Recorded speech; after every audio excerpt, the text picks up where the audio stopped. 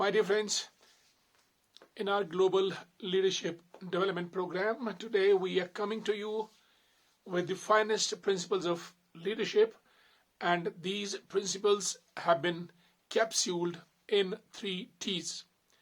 The 3 T's stand for number one, trust, truth and transparency.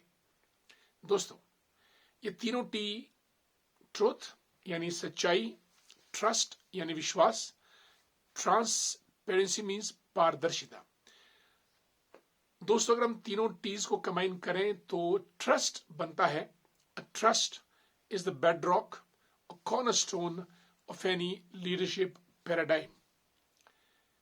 Bharat के अंदर अगर टाटा की बात करें, GRD Tata, Jamshedji Tata, Ratan Tata, a long line of Tatas, but Tata's trust is insurmountable, impeccable, and the edifice of Tatas have been built on trust.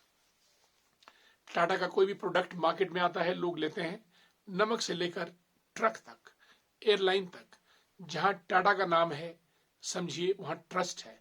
इसीलिए टाटा इतने वर्षों से लीडरशिप, इंडियन जो कॉर्पोरेट लीडरशिप है उस मैदान में खड़ा है।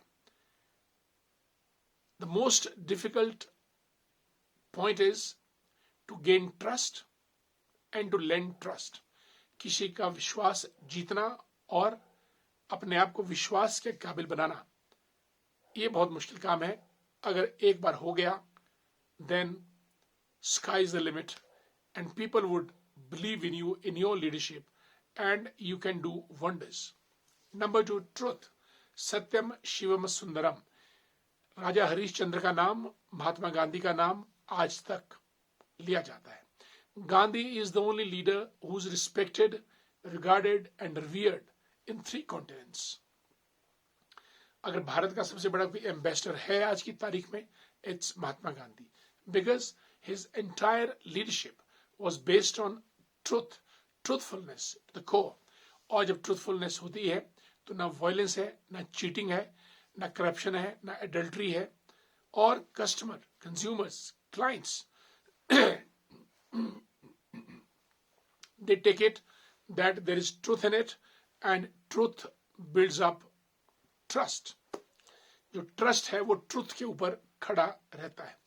Number 3, transparency. दोस्तों, आज अजीम प्रेम जी की विप्रो या एस नारायण मूर्ति की इन्फोसिस या फिर इलॉन मस्क की company, these are based on transparency. Even the government of India, by having gone online, is a transparent system of cash delivery, deposits, schemes and selection procedure. When there is transparency, there is less chance of corruption and truth will prevail. और ये दोनों चीजें trust buildup करेगी।